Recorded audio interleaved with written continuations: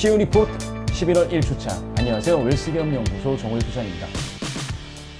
자, 저희 시우 리포트가 어느덧 100회가 됐습니다. 그동안 저희 시우 리포트를 많이 구독해주신 중소기업 대표님들께 감사드리면서 항상 더 좋은 정보로 찾아뵙기를 다시 한번 약속드리도록 하겠습니다.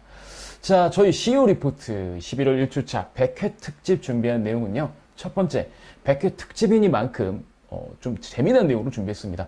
자, 대한민국 중소기업에 대해서 당시 잘 몰랐던 사실들을 준비했고요. 자, 두 번째는 청년 내일체험 공제가 끝나고 나면 사실은 뭐 근로자를 더 장기 근속을 유도하기가 좀 어려운 부분인데 여기에 딱 맞는 맞춤형 상품이 출시됐다고 해서 안내 한번 드리겠습니다. 자, 그리고 세 번째입니다.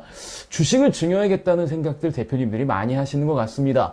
왜냐면 자녀에게 자금 출처를 만들어주기 가장 좋은 게 배당인 거고, 그 다음에 혼자 주식을 갖고 있게 된다라고 한다면 나중에 법인을 처분하거나 이럴 때 세금 부담이 상당히 많이 생기기 때문에 주식을 주는 게 낫겠다라고 생각하시는 대표님들이 많은데 막상 주식을 주려고 봤더니 와우, 이거 세금 너무 비싼데?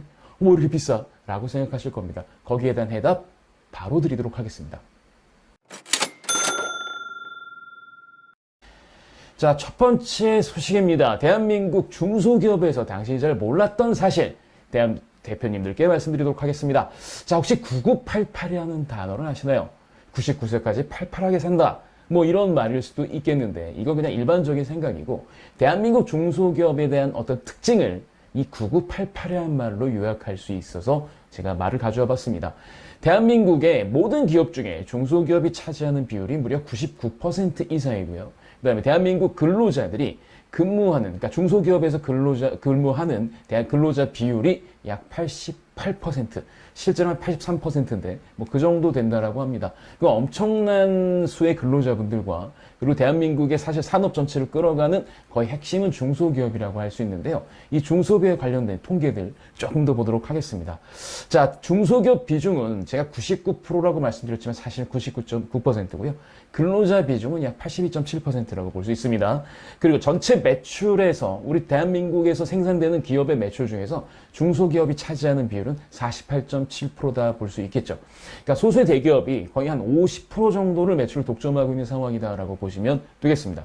자, 그러면 대표님들께서는 우리 중소기업 중에 어떤 업종들이 많을 것인가 라고 한번 고민을 가져보시고 한번 궁금하실 텐데요. 답을 드리도록 하겠습니다.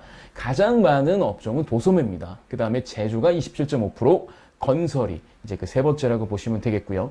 그 다음에 중소기업 특히 어디에 있을까? 수도권에 무려 51.3%가 몰려 있습니다. 그리고 근로자 같은 경우는 53.9%가, 그 다음에 매출액 같은 경우는 약 58.2%가 수도권 중소기업에서 벌어지고 있다고 보시면 됩니다. 그 다음에 여성기업은 이제 한 전체 기업의 약 40.2%가 여성기업이다라고 보시면 되겠죠. 자, 그럼 이때쯤 돼서 우리 대표님들이나 우리 사업자분들께서 궁금하실 텐데 개인기업은 얼마나 있고 법인기업은 얼마나 있을까? 개인기업의 비율이 무려 88.3%고요. 법인기업의 비율이 약 11.7%라고 보시면 될 것 같습니다. 자, 그래서 우리나라 대한민국은 아직까지 이제 대기업으로 기업이 자생적으로 발전한다고 한다면 지금 스타트업 상태에 있는 개인 사업자 비중이 상당히 많다라고 볼 수 있고요. 이 개인 사업자 비율이 많으면 많은 만큼 조금 중소기업에 대한 지원책이라고 하는 것들이 이제 좀 어쩌면 성장 그리고 생존 이 관점에 봤을 때 특히 생존의 관점에서 조금 더 들어가 줘야 되지 않을까. 그래서 대출을 해주는 것보다는 기본적으로 생존할 수 있는 여타의 흐름들 그리고 어떤 우리 규제라든가 이런 것들을 좀 많이 없애주는 게 좋지 않을까라는 게 제 개인적인 생각입니다. 자, 그러면 두 번째 이슈로 넘어가도록 하겠습니다. 자, 청년 내일 채용 공제가 끝나고 이제 공제금을 수령하는 이제 근로자들이 생길 겁니다. 자, 사실 그런 근로자들 같은 경우는 이제 내일 채용 공제로 가야 되는데 내일 채용 공제는 기간이 좀 길죠. 그다음에 사실 정부 지원금이 없고 그다음에 정부 지원금이 없으니까 근로자하고 사업주하고 이제 부담하는 이 비율을 또 조절을 해야 되는 문제가 생겼습니다. 그래서 이번에 출시되는 이 청년 내일체험 공제 연계형 내일체험 공제 같은 경우는 기존의 내일체험 공제에서 불편했던 점들을 싹 빼고 아주 그냥 좋은 점만 가져왔다고 보시면 되겠습니다. 그래서 가입 기간은 3년으로 단축이 됐고요. 그다음에 부금액은 깔끔하게 14만 원. 그리고 비율 정할 필요 없이 그냥 14만 원으로 통일입니다. 그래서 근로자가 14만 원, 그다음 회사에서 14만 원 이렇게 매칭을 하는 구조다라고 보시면 되겠고요. 근로자는 14만 원을 내지만 이제 그 정부 지원금은 따로 없기 때문에 회사에서도 14만 원을 같이 내야 되는 이런 구조입니다. 근데 이게 좋은 점은 인건비로 비용 처리가 가능하고요. 특히 R&D 세액공제 같은 경우 역시 세액공제 대상이 될 수 있으니까 그런 인건비가 될 수 있으니까 세제 혜택도 있다라고 보시면 될 것 같습니다. 그 다음에 이제 세법 개정안이 확정이 돼야겠지만 올해 세법 개정안을 보게 되면 각종 공제금을 타는 근로자의 경우 이 공제금의 90%를 소득공제를 해준다고 하니까 실제로 근로자 입장에서도 세금이 거의 없다라고 보시면 되겠죠. 자, 이런 여러 가지 장점이 있는 이 내일채용공제. 청년 내일채용공제가 끝나서 더 장기 근속을 유도해야 될 근로자라고 한다면 3년, 딱 3년 정도 생각하시고 월 14만 원씩 부어주시면 더 좋은 효과, 그리고 근로자의 장기 근속과 이 근로자의 어떤 안정적인 어떤 성장을 기대해 볼 수 있지 않을까 생각을 합니다. 자, 두 번째 소식은 여기까지입니다. 자, 오늘의 메인 그리고 저희 웰스기업연구소 정일 소장이 준비한 따끈따끈한 정보입니다. 대표님, 증여를 해야 되는데 주식 가격이 너무 비싸다고요? 당연히 대표님들께서는 그렇지 않을까요? 우리 회사 주식이 뭐 상장을 해서 거래되는 게 아니기 때문에 되게 무던던하게 가셨을 겁니다. 그냥 덤덤하게 아무 생각도 없이. 그런데 막상 세법상 평가를 해봤더니 화들짝 놀라는 거죠. 그 세법상 평가라고 하는 그 로직을 알고 있으면 역시 주식 가격을 이 정도에서 조절할 수 있겠구나라는 것들을 아실 수가 있습니다. 자, 비상장법인의 주식 가격 굳이 전문가한테 의뢰하지 않아도 대표님께서 일단 감으로 잡으실 수 있는 거 한 가지 팁 드리겠습니다. 비상장법인 주식 가치를 계산할 때 최저 가격은 대표님 법인의 순자산, 즉 자본 총계의 80%가 최저 가격입니다. 가령 예를 들면 대표님 법인의 순자산이 40억이다. 그러면 32억이 주식가격 총액의 최저값이라고 보시면 되겠죠. 자, 그러면 이 정도로 감을 잡고 나서 사실은 비상장법인의 주식가치는 이익과 자산, 순자산 이거를 이제 가중평균에서 내게 됩니다. 일반적인 기업은 이익의 가중치를 좀 더 주고 그 다음에 부동산 과다법인 같은 경우는 자산에 좀 더 가중치를 주게 됩니다. 그러면 주식 가격이 이제 올라가고 내려가는 것들에 대해서 왜 여기는 올라가고 왜 내려가고 똑같은 매출을 가져가는데 그리고 왜 여기는 관리가 되면 이 가격을 훨씬 더 어떻게 하면 낮출 수 있을지 제가 좀 팁을 하나 드리도록 하겠습니다. 그래서 여러분 그 대표님들께서 생각하셔야 될 게 비상장법인의 주식 가치는 딱 고정된 게 아니라 왜냐하면 우리가 거래소에 있다라고 한다면 사실은 좀 가격이 그쵸 내가 핸들할 수 있는 부분이 별로 없죠. 그리고 그거 잘못하게 되면 큰일 나죠.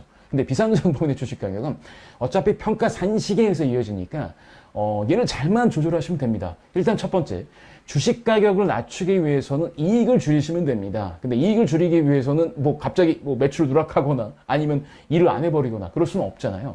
그 경우에는 비용을 올리시면 되는데 그 비용 중에서 가장 대표님에게 아니면 우리 기업주에게 이익이 갈 수 있는 거는 급여를 인상하는 방법입니다. 그래서 대표자의 급여를 인상을 하게 되면 얘가 예를 들어서 정관에 뭐 제대로 된 보수 규정이 있고 뭐 어쩌고저쩌고 한다고 해서 비용 처리만 인정받을 수가 있다고 한다면 당연히 비상장법인의 주식 가격은 떨어질 수밖에 없죠. 그리고 그 외에 또 다양한 여러 가지 비용을 증가시키면 됩니다. 그런데 아셔야 될 거는 비상장법인 주식 가치를 계산하기 위한 비용과 법인세를 내기 위한 비용은 좀 다릅니다. 예를 들면 접대비 같은 경우에는 비용 처리를 해서 법인세를 들려면 한도가 정해져 있죠. 그런데 이 접대비 같은 경우 비상장법인의 주식가치를 계산을 하는 경우에는 사실 한도가 따로 없습니다. 그러니까 법인세를 내기 위해서 뭐 세부 조정이나 이런 걸 하는 게 없다라는 거죠. 업무용 승용차도 마찬가지입니다. 그러하기 때문에 너무 그 법인세 관점에서 비용 처리를 하는 것보다는 좀 원래 원칙대로 우리 접대비 이렇게 써서 세무 조정 그래 받아서 뭐 세금을 더 내더라도 그냥 그렇게 비용 처리해버리는 게 더 손익가치를 낮춰서 주식가격을 다운시킬 수가 있습니다. 그 다음에 법인의 자산 같은 경우는 사실은 처분하는 게 좋습니다. 주식가치를 계산을 할 때요. 근데 멀쩡한 자산을 처분하는 건 말이 안 되는 거고 부실 자산 같은 경우 각종 대여금이라든가 아니면 뭐 우리가 매출 채권으로 돈인데 너무 시효가 오래돼서, 기간이 오래돼서 얘를 대손 처리해야 되는 것들, 근데 여태까지 이러저러한 이유로 못했던 것들, 얘들 한번 싹 정리하시는 거 좋습니다. 그 다음에 또 이런 것도 한번 가능을 하죠. 어차피 주식을 증여하시겠다는 이유가 자녀에게 어느 정도 배당으로 자금 조치를 만들어주겠다는 의미라고 한다면, 지금 글쎄요, 이렇게 하는 것도 한번 방법일 것 같아요. 미처분 잉여금이 아마 있으실 겁니다. 이 잉여금을 지금 기존 주주, 뭐 우리 대표분이시라든가 아니면 대표님의 배우자분이라든가 이런 분들이 만약 기존의 주주가 돼 있다고 한다면 이분들이 예를 들어서 뭐 자본적인 거래로 회사의 주식을 팔든지 소각을 하든지 뭐 이런 거래로 잉여금을 좀 처분하는, 그리고 나서 주식 가격을 낮추고 자녀에게 예를 들어서 주식을 증여하는 이런 방법을 선택하시는 것도 나쁘지 않을 것 같습니다. 그리고 두 번째는 혹시나 가업 승계를 염두에 두고 움직이신다고 한다면 꼭 두 가지만 기억하시면 될 것 같아요. 일단 본인의 연령이, 대표자 본인의 연령이 60세가 넘었는지 한번 확인하시고요. 그다음에 10년, 업력이 10년 정도 됐는지도 한번 확인하시기 바랍니다. 그게 됐다라고 한다면 자녀가 이 주식을 넘기는 신고하는, 그러니까 증여세 신고하는 그 날까지 우리 회사에 등록은 좀 이상하고 입사를 해야 되고요. 그 다음에 이 신고일로부터 5년 안에 대표이사로 취임해야 됩니다. 그러니까 뭐 공동대표도 좋고 여러 가지가 좋겠지만 대표이사 취임해야 된다는 거. 그럼 이렇게 갈 수 있는 현실적인 상황이 되느냐? 이 상황이 된다라고 한다면 아주 저렴하게 주식을 증여할 수 있습니다. 자, 가업의 승계에 대한 증여세 과세 특례를 활용하시면 되는데요. 지금 제가 말씀드린 이 조건에 해당이 된다면 30억을 한도로 세율이 10%, 그리고 경우에 따라서 100억까지 세율이 20% 적용되니까 엄청나게 절세하면서 자녀에게 주식을 이동할 수가 있습니다. 단 주의사항은 7년 정도 이제 사후 관리를 하게 되는데요. 가업 상속처럼 뭐 고용에 관한 얘기는 없습니다. 그래서 조건이 업종과 업종 유지와 그 다음에 승계를 받은 주식에 대한 유지, 이 두 가지 조건밖에 없기 때문에 솔직히 할만하죠. 근데 단점이라고 한다면 차후에 우리 대표님께서 유고하실 때 그 상속재산에 다시 한번 포함이 되는데, 그나마 다행인 것은 증여세 신고할 때 가격으로 포함이 되니까 그나마 좀 절세 효과가 또 있다라고 볼 수 있습니다. 그래서 절세할 수 있는 방법은 여러 가지가 있습니다. 자녀에게 주식을 넘길 때. 다만 우리 기업에 이게 맞는지 이거를 따져보고 그 다음에 거기에 맞게끔 진행하시는 게 좋을 것 같습니다. 저희 웰스기업 연구소에서는 혹시 주식을 옮겨야겠다고 생각을 하고 있는데, 주식을 자녀에게 주어야겠다고 생각하고 있는데, 이거 좀 세금 때문에 아니면 가격 때문에 너무 고민이신 대표님들 언제든지 전화 주십시오. 저희가 해결해 드리도록 하겠습니다. 자, 11월 1주차 저희가 준비한 CEO 리포트는 여기까지입니다. 즉 100회까지 열심히 구독해 주시고 열심히 봐주셔서 정말 감사드리고요. 저희 CEO 리포트 더 열심히 준비해서 우리 중소기업 대표님들이 진짜 힘내서 파이팅 할 수 있는 저희가 좋은 영향을 드리도록 하겠습니다. 이번 주는 여기까지입니다. 좋아요, 구독, 알림 버튼은 저희가 컨텐츠를 만드는데 도움이 됩니다.